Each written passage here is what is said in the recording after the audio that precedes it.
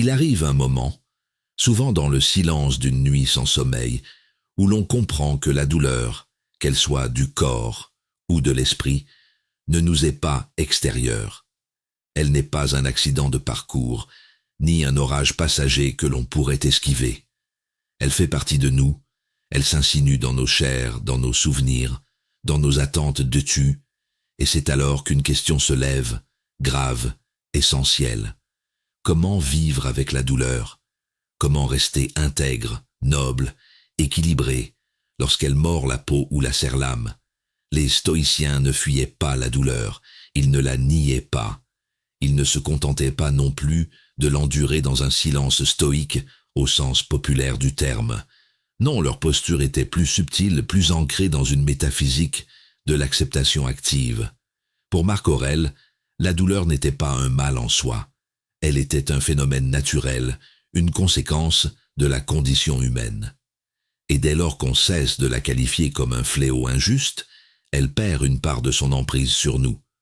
On a souvent appris à voir la douleur comme une injustice. Mais que se passe-t-il si on la considère comme une compagne inévitable? Non comme une ennemie, mais comme une messagère. Le stoïcien apprend à interroger la douleur. Non pas pourquoi moi, mais que suis-je appelé à apprendre ici?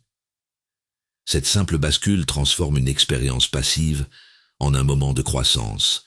Quand la souffrance physique nous cloue au lit, ou que l'angoisse nous serre la gorge, on a tendance à vouloir fuir, résister, combattre. Et pourtant, ce sont souvent ces mouvements intérieurs qui amplifient notre tourment. Le stoïcien, au contraire, cherche le calme au cœur même de la tempête. Il se dit que la douleur n'est pas une atteinte à son essence, qu'elle ne le définit pas, qu'elle est, au mieux, une information, et que son jugement sur cette douleur est ce qui la rend insupportable. Épictète, esclave devenu philosophe, a connu la douleur du fouet, l'humiliation du corps asservi. Il disait que si l'on brise notre jambe, elle sera brisée, mais notre esprit, lui, peut rester libre. Ce ne sont pas les événements qui nous troublent, mais notre jugement sur eux. Et cela inclut la douleur. Si on cesse de dire « c'est insupportable », alors quelque chose s'ouvre, une brèche dans laquelle la paix peut entrer. La première technique stoïcienne face à la douleur est donc une transformation du regard. La douleur n'est pas un mal, mais un fait. Elle n'est pas une faute, mais une épreuve. Elle n'est pas une punition, mais une possibilité d'élever notre esprit au-dessus de la chair. Dans la suite, on explorera comment les stoïciens pratiquaient concrètement cette sagesse, par la discipline du jugement, par la maîtrise du discours intérieur et par l'entraînement régulier à l'adversité. 2. La discipline du jugement. Il n'y a pas de douleur plus cruelle que celle que l'on nourrit de nos propres pensées. Une blessure physique, un deuil, une déception, ces faits en eux-mêmes sont souvent moins lourds que la cascade d'interprétations que notre esprit leur attache. Pour les stoïciens, la souffrance mentale est souvent un excès de sens, un emballement de l'imaginaire. Le remède commence donc dans l'art de juger sobrement. Marc Aurèle écrivait dans ses Pensées pour moi-même « Si tu souffres d'une chose extérieure, ce n'est pas elle qui te trouble, mais ton jugement sur elle. Et il dépend de toi de le changer. » Il ne s'agit pas d'un déni de la réalité, mais d'un retour à l'essentiel. Ce qui est, est. Ce que j'en pense, c'est cela qui me blesse ou me libère. Un stoïcien apprend à identifier ses pensées parasites, ses jugements hâtifs, ses généralisations. Cela va durer toujours. Je ne supporterai pas ça. Pourquoi cela m'arrive-t-il à moi? Autant de phrases qu'il interroge, qu'il démonte comme on démonterait un piège.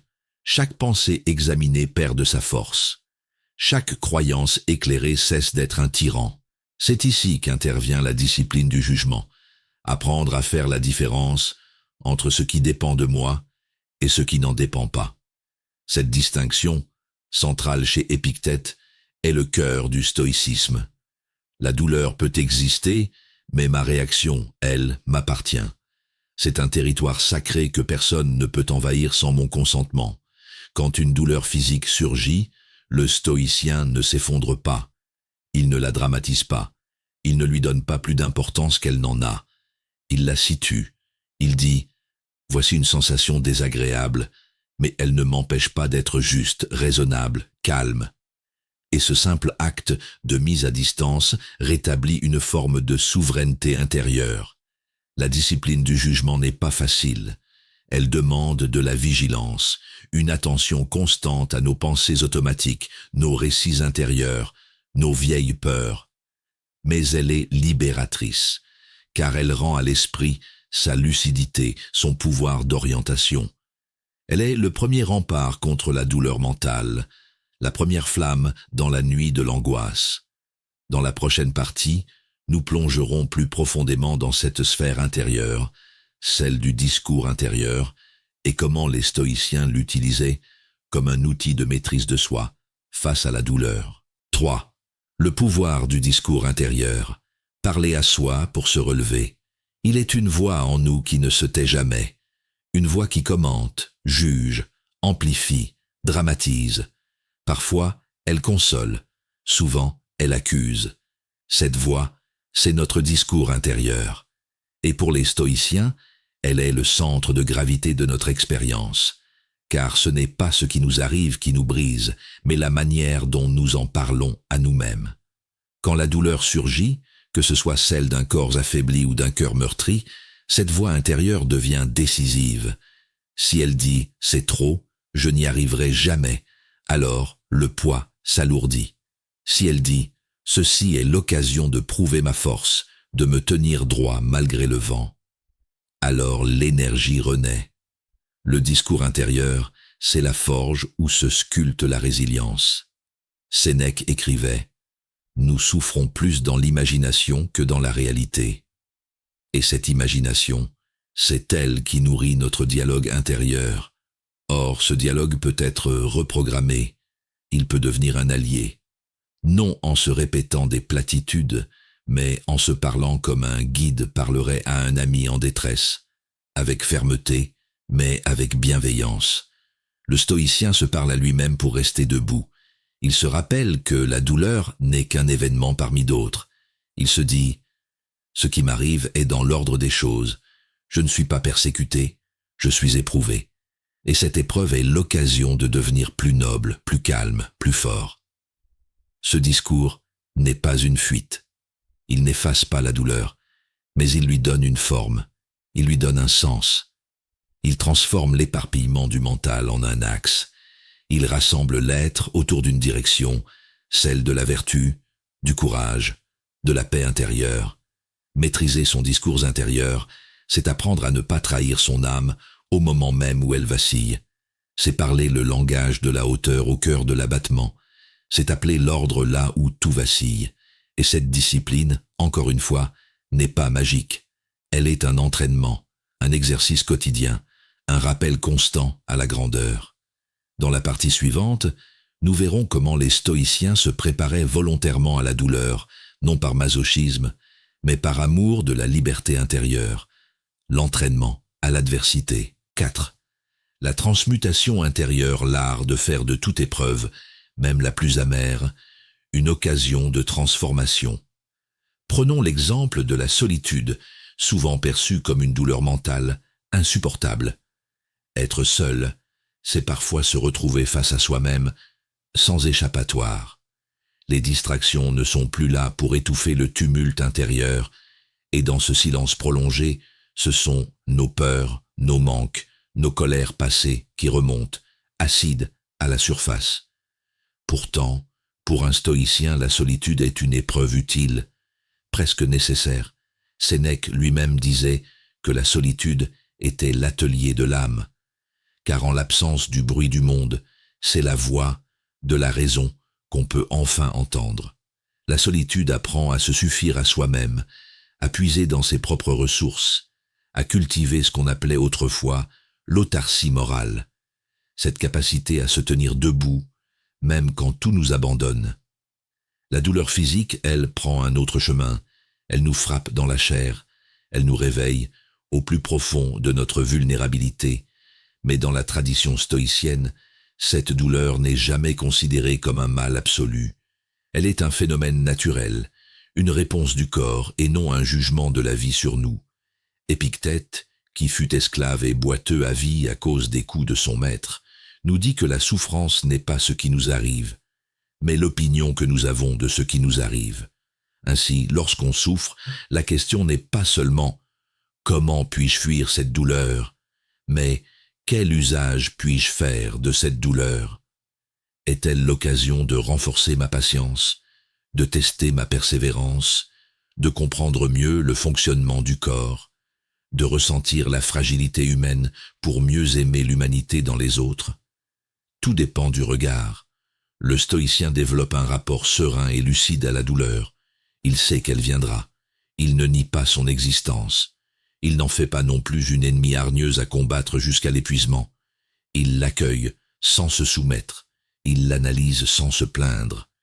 Et surtout, il distingue ce qui dépend de lui, sa réaction intérieure, de ce qui ne dépend pas de lui, la cause même de la douleur. C'est là, toujours, le grand clivage stoïcien, entre ce que l'on contrôle et ce que l'on subit. Et la douleur est souvent un mélange des deux.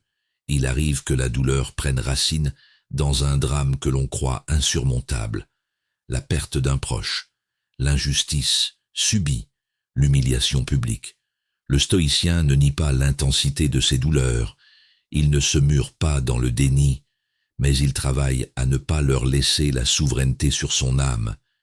Il cultive la discipline intérieure qui lui permettra, un jour ou l'autre, de dire comme Marc Aurèle « Tout ce qui t'arrive t'était déjà préparé. La trame du destin est tissée pour toi.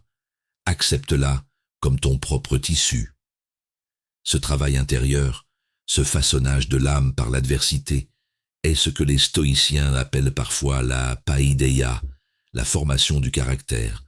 Ce n'est pas une méthode rapide ni spectaculaire, c'est une lente maturation, un art du recul, un effort pour ne pas devenir esclave de ses sensations immédiates. Car la douleur, surtout psychologique, est souvent un piège du présent. Elle enferme dans l'instant, elle crie « je souffre » et c'est toute la vie qui semble réduite à ce point de brûlure. Mais l'âme stoïcienne, elle, regarde au-delà. Elle sait que tout est éphémère. Elle sait que la douleur a une courbe, qu'elle naît, monte, puis finit toujours par s'estomper. Elle s'inscrit dans un temps plus vaste, une perspective plus large. Et c'est cette conscience du temps long qui libère. Il est aussi question, chez les stoïciens, de la dignité dans la douleur, ne pas se plaindre, non pas par orgueil, mais par pudeur morale. Ne pas crier sa souffrance pour se faire plaindre, mais apprendre à la traverser avec une certaine retenue. Cela ne signifie pas refouler, ni nier. Cela veut dire ne pas faire de sa douleur un spectacle. La vivre avec grandeur, comme on porte un fardeau, non pas pour attirer les regards, mais pour rester fidèle à sa propre exigence. Cette attitude est profondément contre-culturelle aujourd'hui, dans un monde qui survalorise l'exposition des blessures. Mais, pour le stoïcien, la maîtrise de soi est une forme de résistance, non pas un mensonge, mais une force. Il faut aussi évoquer ici la compassion stoïcienne, souvent mal comprise. Les stoïciens sont parfois vus comme froids ou insensibles, parce qu'ils cultivent le détachement. Mais ce détachement n'est pas un refus de lien, c'est un refus de l'attachement destructeur. Et en cela, le stoïcien est capable de vraie compassion, parce qu'il ne se laisse pas submerger par la douleur des autres. Il reste assez centré pour écouter, assez stable pour aider. Il ne nie pas la souffrance. Il s'efforce simplement de ne pas la laisser contaminer toute son âme. Cela fait de lui un pilier possible pour ceux qui souffrent. Enfin, l'un des antidotes les plus puissants à la douleur, selon les stoïciens, est la pensée de la mort. Non pas une pensée morbide, mais une lucidité sur notre finitude. Lorsque la douleur nous saisit, il peut être utile de se rappeler que tout passe, y compris nous-mêmes, que la vie est brève, et que dans ce bref éclat d'existence, nous avons le choix, subir ou comprendre, nous plaindre ou nous fortifier, nous recroqueviller ou nous élever. La douleur physique et mentale est donc, dans l'optique stoïcienne, un terrain de transformation morale. Elle n'est pas le mal absolu, elle est un feu d'épreuve, dans lequel l'âme peut soit se consumer, soit se tremper. 5. La transcendance intérieure et l'acceptation du destin. Il est un moment dans la souffrance où l'on cesse de se débattre, non pas par résignation, mais par épuisement de l'ego. L'illusion de contrôle se dissout. Ce moment précis, les stoïciens ne le fuyaient pas, ils l'attendaient, ils s'y préparaient. Car c'est à cet instant, et à cet instant seulement, que l'âme nue peut émerger du tumulte de la douleur. Épictète disait « Ce ne sont pas les événements qui nous troublent, mais notre jugement sur ces événements. Une douleur peut détruire un corps, mais ce qu'elle détruit en nous, le plus souvent, ce sont nos attentes, nos attachements, notre croyance que la vie devait être autrement que ce qu'elle est. Elle nous met à nu. Elle écorche les couches inutiles pour révéler la structure intérieure. Soit elle est solide, soit elle s'effondre. Mais la douleur est-elle un mal en soi? Non, disaient les stoïciens. Elle est une épreuve, une opportunité. Elle est ce que le feu est alors. Elle purifie ou elle consume, selon ce que l'on est prêt à abandonner. Si l'on accepte de se dépouiller des illusions, la douleur nous enseigne. Elle ne ment pas, elle est brute, directe, intransigeante. Elle montre sans détour où se trouvent nos faiblesses, nos fragilités mentales, nos dépendances émotionnelles. Le stoïcien, loin de fuir la douleur, l'envisageait dans ses contemplations. Il visualisait sa propre chute, sa propre maladie, ses pertes à venir, non pas pour sombrer dans la tristesse, mais pour se désensibiliser au coup du sort. Le stoïcien entraînait son esprit comme un athlète son corps, avec discipline, avec rigueur, avec gravité. La douleur, ainsi anticipée, perdait de sa force, non pas parce qu'elle disparaissait, mais parce qu'elle n'était plus un choc. Elle devenait un rendez-vous prévu. Dans la solitude, loin des regards, les stoïciens conversaient avec eux-mêmes. Ils se posaient la question essentielle. Et si cela devait arriver, que deviendrais-je? Ce dialogue n'est pas une fuite, c'est un entraînement, un affrontement anticipé avec les coups possibles du destin, et c'est là que réside la grandeur de cette philosophie, non dans l'éradication de la douleur, mais dans sa transmutation, non dans l'évitement du tragique, mais dans sa digestion. Le sage stoïcien sait que la douleur est un messager. Elle parle un langage primitif, mais profond. Elle dit « Regarde-toi, écoute-toi, observe ce que tu es en train de devenir. » Si l'on tend l'oreille, si l'on accepte d'écouter sans détour, on découvre que derrière chaque gémissement se cache une vérité que l'on refusait de voir, un attachement excessif, un désir non maîtrisé, une image de soi illusoire, une peur qu'on refusait d'affronter. On peut, alors, en faire un chemin vers soi, une voie d'accès vers la transcendance, car ce que la douleur défait, c'est l'ego, pas l'essence. Le stoïcien ne s'identifie pas à son corps, ni même à ses pensées. Il sait qu'il est un souffle, une étincelle. Il sait que la vie ne lui appartient pas plus que le jour ou la nuit. Il se soumet à la providence, non par fatalisme, mais par sagesse, car il comprend que vouloir que tout se passe selon sa volonté, c'est l'assurance du malheur, alors que vouloir que tout se passe comme cela doit se passer, c'est la paix. La douleur physique, quand elle est aiguë, attire toute notre attention, mais le stoïcien apprend à ne pas confondre sensation et souffrance. Il y a un espace, subtil mais réel, entre ce que le corps ressent et ce que l'esprit interprète. C'est dans cet espace que réside la liberté stoïcienne. On ne peut pas empêcher le corps de souffrir, mais on peut apprendre à ne pas s'y soumettre entièrement, à ne pas en faire une prison. Il existe des hommes qui, sur leur lit d'hôpital, rayonnent de paix. Leur chair est meurtrie, mais leur regard est calme, leur voix douce. Pourquoi? Parce qu'ils ont transcendé la douleur, non pas en la niant, mais en la traversant. Ils ont cessé de lutter et ont accepté. Ils ont pris la main tendue du destin et ont marché avec lui. Ce n'est pas de l'héroïsme, c'est de la lucidité. Les stoïciens invitaient chacun à se préparer, non à mourir, mais à vivre pleinement, malgré la douleur, à se réveiller chaque jour en se disant « Ce corps que je possède peut faillir, ces proches que j'aime peuvent partir, ces pensées que je tiens pour vraies peuvent s'effondrer », et à dire ensuite, avec calme, « Et alors, je resterai debout. » Ce n'est pas une indifférence froide, c'est un amour lucide de la réalité. C'est une conscience aiguë de la fragilité des choses qui pousse à les embrasser encore plus fort, mais sans y accrocher son âme, car l'on sait que tout passe, tout est transitoire, même la douleur, même la joie, et dans cette impermanence naît la sagesse. En conclusion, ce long voyage au cœur de la douleur stoïcienne n'est pas un appel à l'ascétisme brutal, c'est une invitation à réapprendre à souffrir en conscience, à faire de chaque épreuve une leçon, de chaque cicatrice une gravure de caractère.